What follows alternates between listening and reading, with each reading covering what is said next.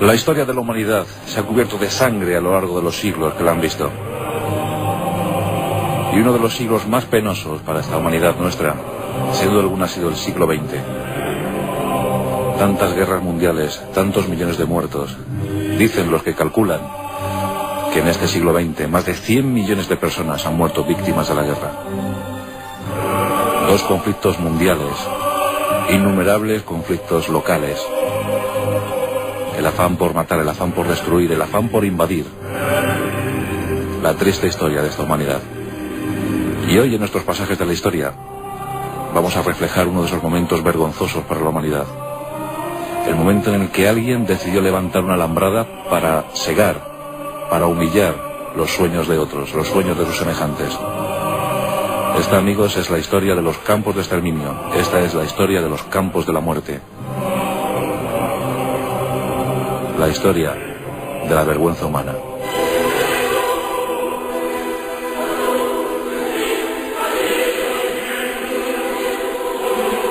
En la memoria popular de los pueblos siempre ha quedado la imagen de Auschwitz, el mayor campo de exterminio de la historia. Pero hubo otros campos de concentración. El invento no es genuino de los nazis alemanes. Si nos ponemos a repasar en la historia de los campos de concentración, debemos fijar la fecha en 1899, por lo menos la concepción moderna que tenemos de los campos de concentración. En esa guerra de los Boers, en el cono sur de África, los británicos crearon los primeros campos de concentración y allí albergaron a 200.000 Boers. En su mayoría mujeres, niños, ancianos. Los hombres seguían combatiendo como guerrilla. Fue una lucha dura y cruel que se prolongó durante 3 años. Pero allí dice la historia que aparecieron, que afloraron los primeros campos de concentración. Después llegarían los bolcheviques. Y en su revolución crearon los Gulag. Los antiguos campos de trabajo zaristas se convirtieron en campos también de la muerte, campos del olvido. Pero los italianos también se incorporaron a esta lista macabra. Y en sus colonias, en sus posesiones africanas también. Por ejemplo, en Libia. Libia dicen que se convirtió en un inmenso campo de concentración de los italianos. En nuestra guerra civil, en nuestra guerra también hubo campos de concentración. Campos de reclusión. Pero hablamos del nazismo porque hoy Auschwitz es nuestro principal protagonista. Y parece que la tragedia de los campos de concentración se concentró única y exclusivamente en esos años de la Segunda Guerra Mundial. Pero antes, con la llegada de los nazis al poder en 1933, ya se empezó a pensar en campos para recluir a los asociales, a los que desentonaban con una sociedad perfecta y aria, como pensaban los nacionalsocialistas. Antes del 39 ya había 6 campos de concentración funcionando, entre ellos el de Dachau, de infausto recuerdo. Y durante la Segunda Guerra Mundial ese número sería bastante superior, se seguiría incrementando. Los más famosos podrían ser en torno a la 30. Nombres trágicos como el propio de Dachau, Le Treblinka, Mauthausen. Suena todavía terrorífico cuando los nombramos, ¿verdad? Y Auschwitz, el más terrible de todos. Estamos en el año 1939, después de la terrible campaña Guerra Relámpago de los alemanes en Polonia. En la zona de Silesia, las cárceles estaban a rebosar, plenas, llenas de lo que se consideraba entonces presos políticos. Entre la población polaca lo cierto es que se produjo una terrible sangría.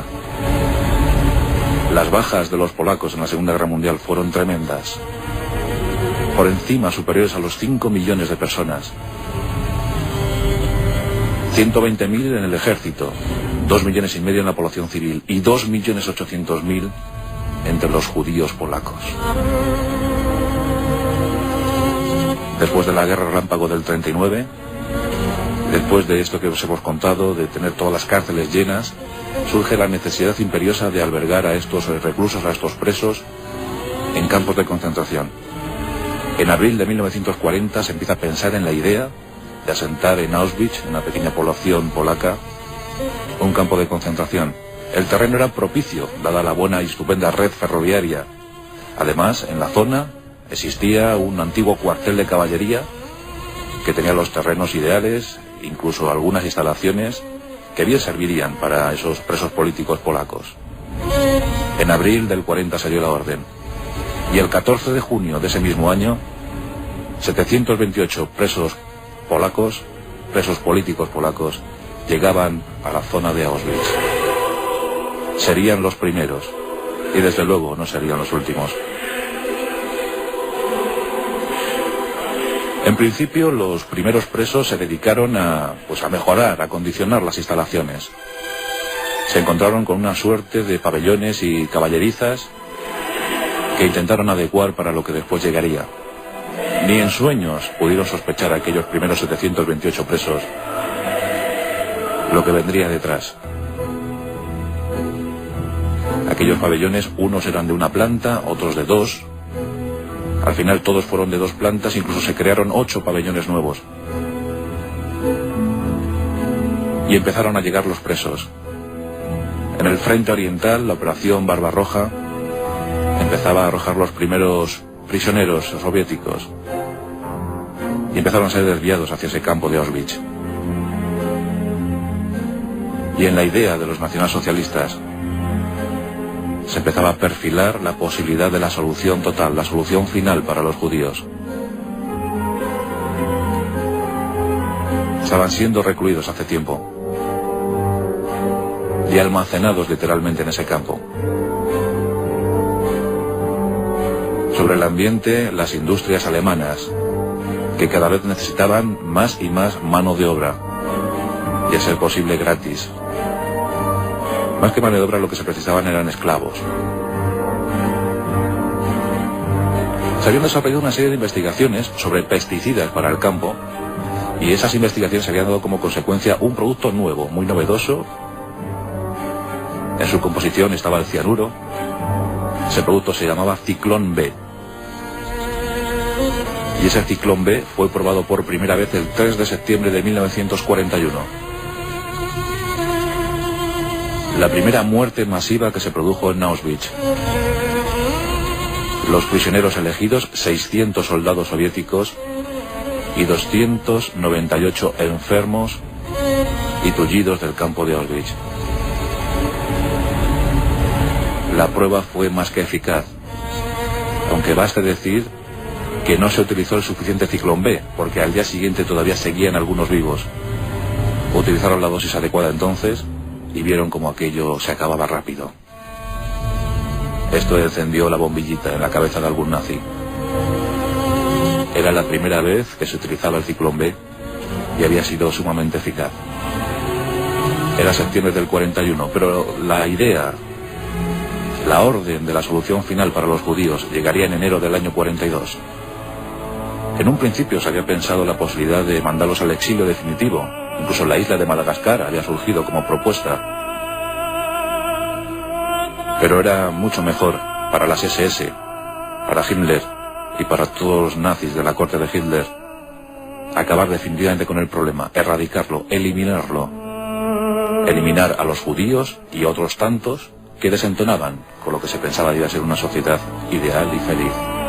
Lo correcto para el Tercer Reich. ¿Os podéis imaginar cómo eran las condiciones de vida en un campo como el de Auschwitz? La gente hacinada. El campo prosperó, claro.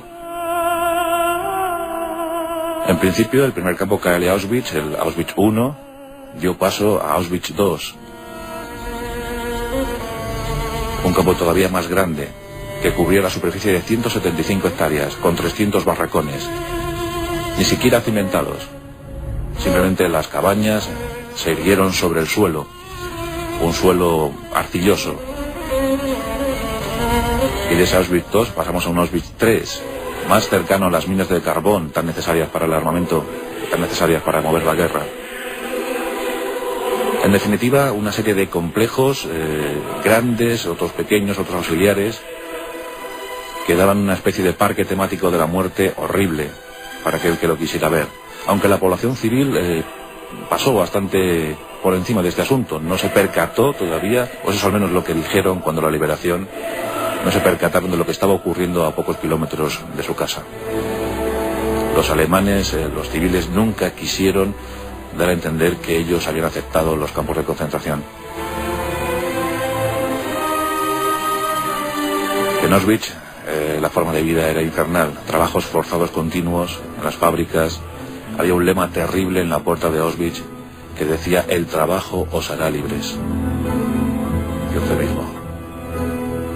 E incluso había algo casi grotesco, y es que cada vez que los presos de Auschwitz salían a trabajar, una orquestina conformada por los propios presos tenía la orden de dar marcha, dar sentido al desfile de macabro de presos. Esa orquesta estuvo funcionando casi hasta el último día. La dieta era pésima también, por supuesto. Medio litro de café, 1 litro de sopa sin carne, sin condimento, y un trozo de pan negro, a veces con margarina, a veces con salchicha. En todo caso, la dieta calórica era insuficiente para el gran trabajo que desarrollaba cada preso. Dicen que la estancia media de un preso en Auschwitz rondaba los 6 meses. En esos 6 meses, por lo general, acababa en la cámara de gas, en el horno crematorio, o bien moría por las propias enfermedades, o fusilado o ahorcado, en esos ahorcamientos colectivos que muchas veces los SS hacían, para dar, pues, ejemplo de lo que se podía hacer con uno de los presos si no se atenía a las consecuencias. Pero los presos se aferraban a la vida y querían seguir luchando aún prisioneros del lugar más infame de la tierra. Crearon organizaciones clandestinas, siguieron fomentando la cultura entre los presos. Dicen que todas las nacionalidades posibles estaban en Auschwitz, y dicen que en los momentos más oscuros de la noche recitaban en voz alta las poesías de sus países. Era un ejemplo hermoso de seguir aferrados a la vida. Había una pequeña comunicación con el exterior, la resistencia estaba ahí, y los presos procuraban pasar datos sobre los guardianes SS o sobre aquellos guardianes de campo reclutados entre los presos que se ofrecían a cambio de unas mejores condiciones de vida, a cambio de traicionar a sus compañeros. En una ocasión escaparon 3 presos polacos y para ejemplificar el asunto se colgó a 12 el mismo día, a la misma hora, delante de todo el mundo.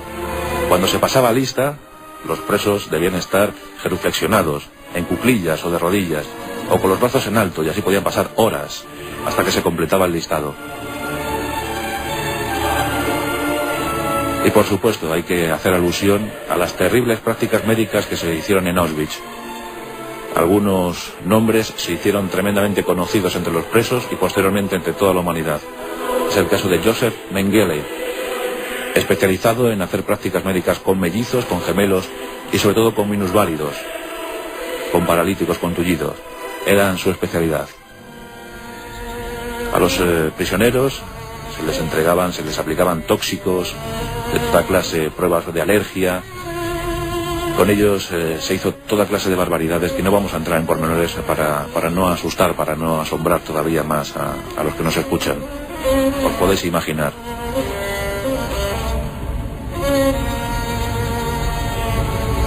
Se comentaba que 6 kilos de ciclón B eran suficientes para acabar con la vida entre 1.500 y 2.000 personas, que eran las que podían entrar en una sala de gas, en una cámara de gas. La cámara de gas que podemos ver hoy en día en Auschwitz tiene una extensión de 210 metros cuadrados, y en esos 210 metros cuadrados, haced cálculos, imaginad, en 210 metros cuadrados entraban hasta 2.000 personas. 2.000 personas que por lo general iban engañadas, sobre todo en los primeros tiempos. Luego al final todo se sabía. 2.000 personas que iban confiadas en que simplemente se les iba a suministrar una ducha. Llegaban muy tranquilos, cambiaban su ropa, se internaban en la sala y de repente, en lugar de agua, caía el fatídico, el maldito ciclón B. Tardaban en morir 15-20 minutos. Después se les quitaba el pelo, se les quitaban las muelas, los dientes de oro. Los SS se apropiaban de sus pertenencias. Y el horno crematorio. Hornos crematorios que funcionaban a buen ritmo. Cada horno podía quemar entre 350 y 400 cadáveres. Dicen que en los tiempos de máximo trabajo Auschwitz logró quemar a 10.000 personas en un solo día.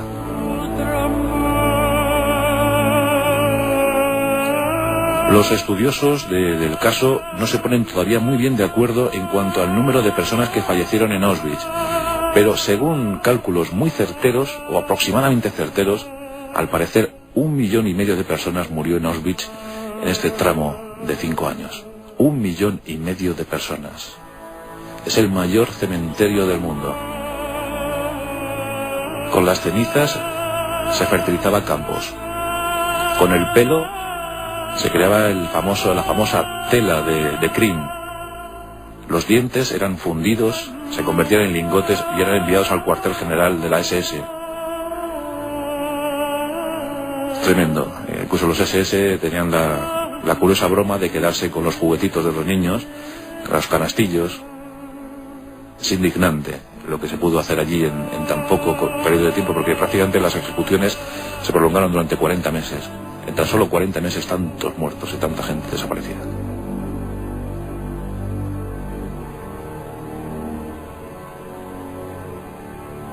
Eso sí, las SS intentaron hacer desaparecer todas las pruebas, pero fue imposible porque los supervivientes habían almacenado en su retina, habían almacenado en su memoria todo, al detalle, al milímetro. Y cuando el campo fue liberado se reconstruyó. Buena parte del campo se reconstruyó. De hecho, KL Auschwitz y Auschwitz II son ahora mismo un museo que se puede visitar, y yo creo que todos deberíamos tener la obligación moral de visitar en alguna ocasión Auschwitz. Pasar allí un día entero. Yo cuando lo hice hace algún tiempo quedé sobrecogido. Creo que ese día maduré como ser humano. Con los dientes apretados salí diciendo que nunca más se vuelva a producir esto, por Dios. Había una curiosa clasificación de presos en Auschwitz.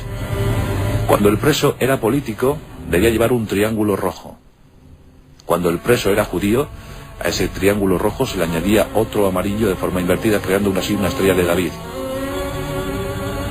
Cuando el preso era gitano, más de 21.000 gitanos se pudo constatar, por lo menos en papeles, que murieron en Auschwitz. Cuando el preso era gitano o era un ser considerado por los nazis asocial, se le colocaba un triángulo negro.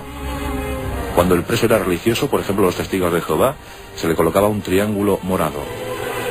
Si era homosexual, un triángulo rosa. Si era simplemente un criminal o un prisionero común, un triángulo verde. Entre estos se reclutaban a los guardianes del campo. Y si los prisioneros no eran alemanes, se les colocaba una placa con la inicial del país de procedencia. Recordad que murieron a lo largo de la Segunda Guerra Mundial 5.978.000 judíos. 2.800.000 de ellos eran polacos, 1.700.000 rusos, lituanos, estonios, 90.000 belgas, 90.000 holandeses, 60.000 griegos, 240.000 checos, 450.000 rumanos, 15.000 italianos, franceses, de Dinamarca, de Noruega, 170.000 también alemanes, 170.000 judíos alemanes, búlgaros. Toda Europa sufrió las consecuencias de la barbarie nazi.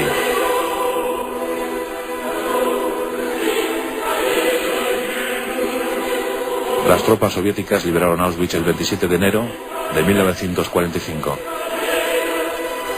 Los supervivientes apenas podían hablar de la emoción.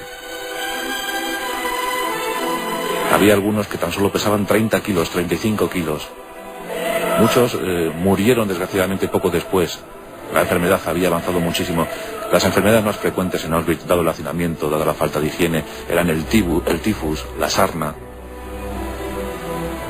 Había una frase muy curiosa también dibujada en las paredes que decía: un piojo te procurará la muerte.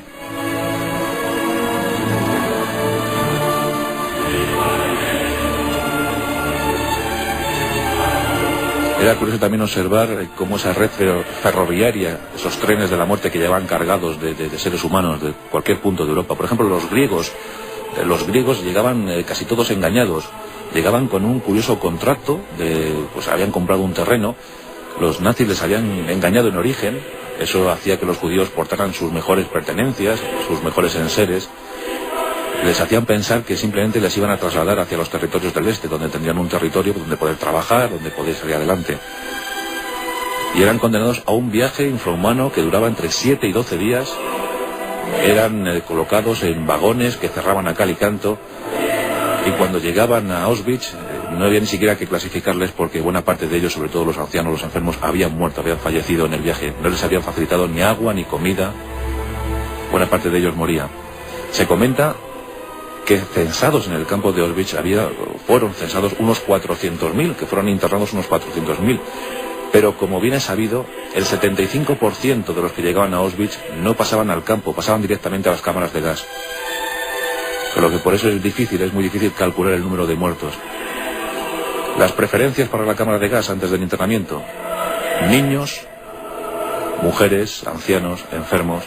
Los que estaban mejor cualificados, los que mostraban mejores actitudes para el trabajo, eran salvados por el momento y se les dedicaba a los trabajos forzosos. Una situación horrible. Aún quedan los archivos, aún se pueden comprobar. Los últimos presos de Auschwitz se afanaron por conservarlos. En los pabellones de la muerte se puede todavía ver con horror montones de cabellos, montones de zapatos, de maletas que los nazis no llegaron ni siquiera a abrir. Cuando visitamos la zona de la prisión, había una prisión dentro del propio Auschwitz, donde algunos presos eran incluso condenados a morir, pero de hambre. Hay el caso de un cura polaco que dio su vida a cambio de la libertad de un preso. A cambio de que se le permitiera seguir vivo a otro preso, un cura polaco dio la vida. Es el máximo monumento al horror, el máximo monumento a la muerte, el mayor cementerio del mundo. Nunca más, que nunca lleguen más los campos de concentración como Auschwitz, aunque recientemente tuvimos ejemplos. No hace tantos años nos acordamos todos de los campos de la muerte en Camboya, los campos de exterminio de Pol Pot, otro gran criminal de la humanidad que dio al traste con la vida de más de 3 millones de personas en esos campos de la muerte. Es una herencia trágica la que nos lega el siglo XX. Es nuestra misión hacer que esto no vuelva a ocurrir en el XXI. Debemos esto comunicarlo de boca en boca, de generación en generación, para que jamás se vuelva a producir el Holocausto.